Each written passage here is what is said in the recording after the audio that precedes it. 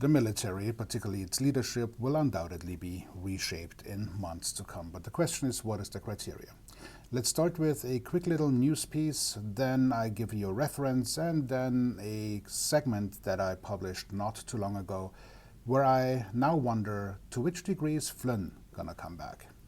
But let's start with the news segment. President-elect Donald Trump has promised to make the armed forces less woke, as the term goes, by eliminating diversity training and firing any generals that he believes are supporters of a woke military. So the reference then would be, where can we find evidence that this has been planned in one way or another? Well, it's right here.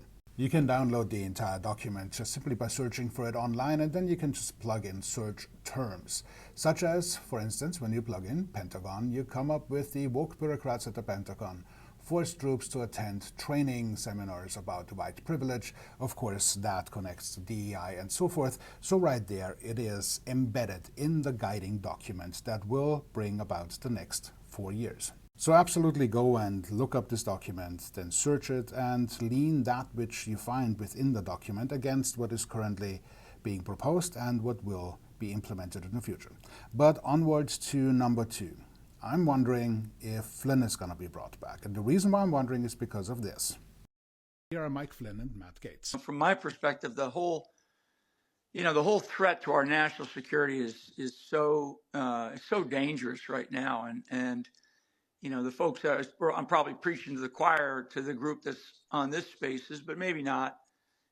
Just how sort of tenuous our situation is here in the country going forward, and I really do have an extraordinary respect for everybody that put their name on the line here, because I know that the folks that are in service are going to they're going to feel some pain here, and this is really where we're going to see, I think the true leaders rise to the occasion within the armed services, whether it's our active flag ranks, or maybe we do have some civilians that are in positions, critical positions, that will respect what it is that they're hearing. So thanks to everybody who put it together, and for all of you that are going to stand strong, and I'm going to stand there with you.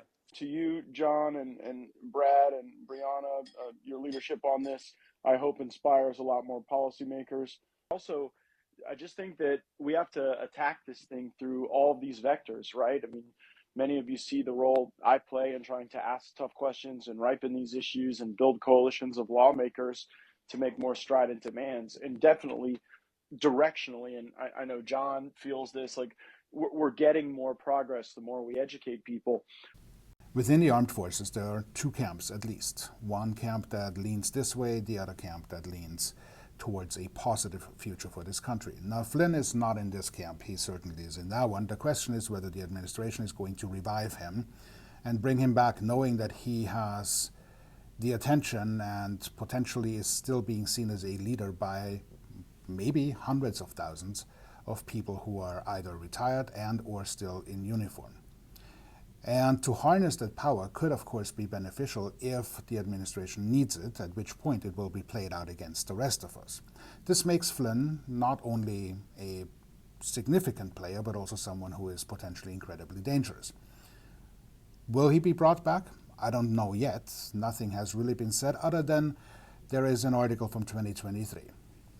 And the admiration there, to me, is indicative that he will be tapped for something. For what? Who knows? But it won't be good.